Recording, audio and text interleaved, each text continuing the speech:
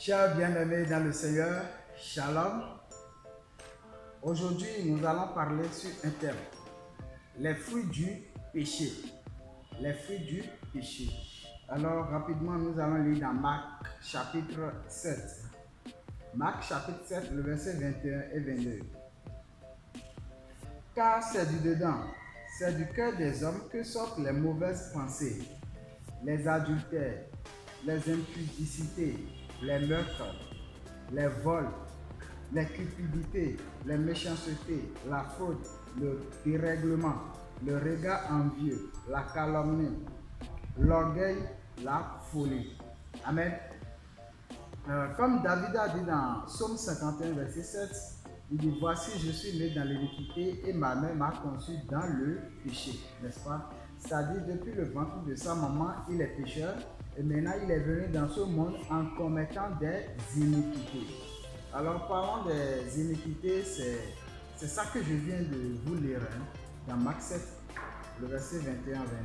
C'est-à-dire les mauvaises choses, les mauvais actes que nous commettons quotidiennement, au jour le jour. Vous voyez, ce sont quoi? Ces choses en réalité ne sont pas péchés, mais c'est les fruits du péché. Je vais vous donner un exemple. Si je sème le noyau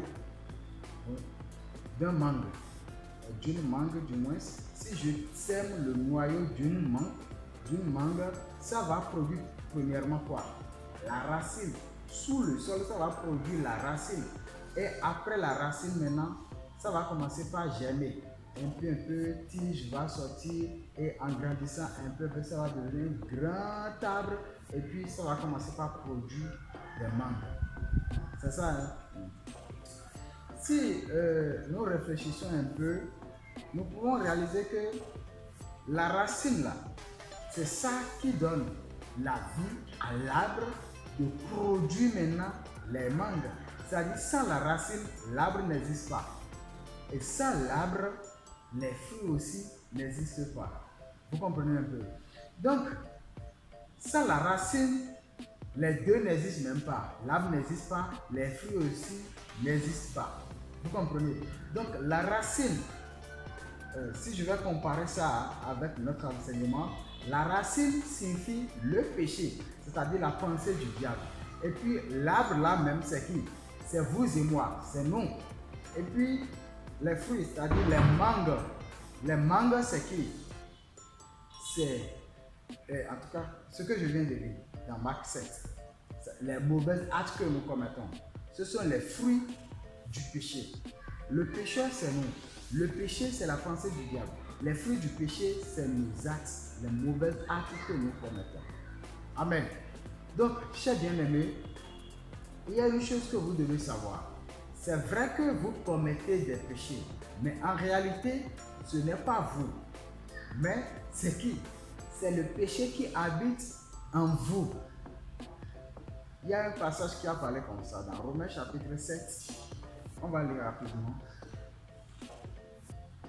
Romains chapitre 7, le verset 20.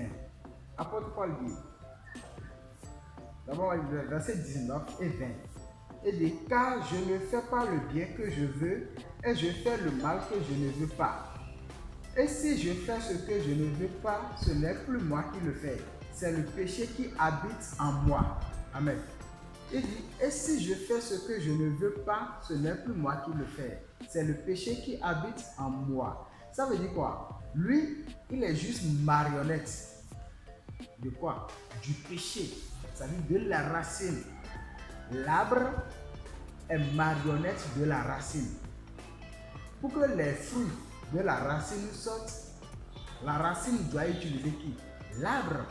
Exactement. Le péché qui est en nous, c'est-à-dire la pensée du diable qui est dans notre cœur, pour qu'il fait manifester ses fruits, il doit utiliser quelqu'un. C'est nous les hommes, c'est vous et moi. C'est-à-dire nous sommes les marionnettes du péché. Vous comprenez? Donc, Satan, il nous utilise à faire sortir maintenant quoi?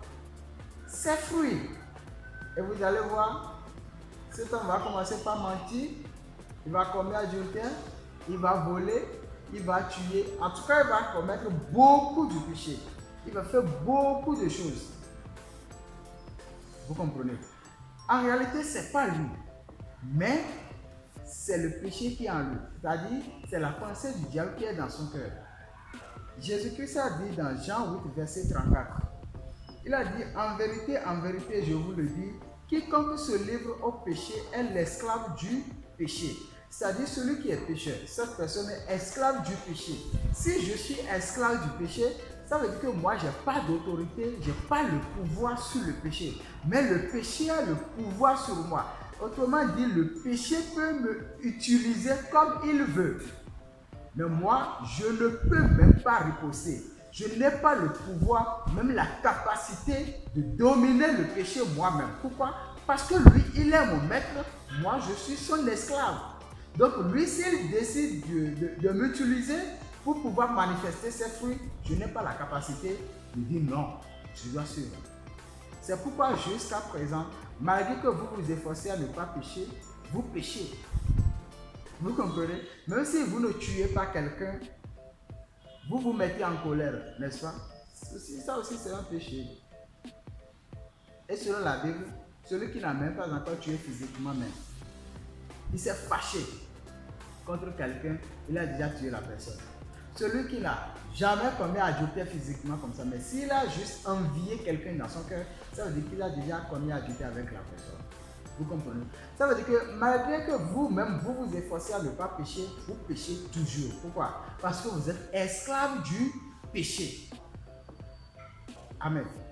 Donc, ce que vous commettez, ce n'est pas le péché, mais c'est les fruits du péché. Adultère, vol, mensonge, meurtre, toutes ces choses, ce sont les fruits du péché. Et c'est le diable lui-même qui vous utilise pour pouvoir manifester ces choses. Pourquoi? Parce que sa pensée est en vous. C'est-à-dire, sa racine est déjà dans votre cœur. Puisque la racine est là, si la racine est bien fondée sur la terre et puis elle trouve de l'eau, elle est à l'aise sous le sol, rien ne peut l'empêcher maintenant de produire des fruits. Non. Même si toi tu coupes l'arbre là, petit à petit, l'arbre va encore pousser et ça va encore faire sortir des fruits. Vous comprenez? Donc, pour que les fruits ne sortent pas, qu'est-ce que vous devez faire? Vous devez déraciner l'arbre. Vous comprenez? De la même manière, qui peut vivre par la foi? C'est celui qui est juste. Celui qui croit que Jésus-Christ a effacé ses péchés une fois pour toutes, c'est cette personne qui peut vivre par la foi pour pouvoir dominer ses désirs, dominer les fruits du péché. Amen. Donc, chers bien-aimés, aujourd'hui, nous allons parler nous avons parlé déjà sur les fruits du péché. Donc, les mauvaises choses que vous commettez, ce ne sont pas le péché, mais c'est quelque chose qui vous conduit à aller pécher. C'est cette chose qui est le péché, c'est-à-dire la pensée du diable. Et ce que vous commettez après ça, ce n'est pas le péché, mais c'est le fruit du péché. Exactement quand Adam et Ève ont accepté la pensée du diable dans leur cœur, comment ils étaient dans le jardin d'Éden, ils ont fait quoi? Ils ont désobéi Dieu. Cette désobéissance n'est pas le péché, mais c'est le fruit de la pensée de Satan qu'ils ont accepté. Amen. Donc la désobéissance n'est pas le péché, mais c'est le fruit du péché. Chers bien-aimés, je vous remercie beaucoup pour votre écoute attentive. À la prochaine.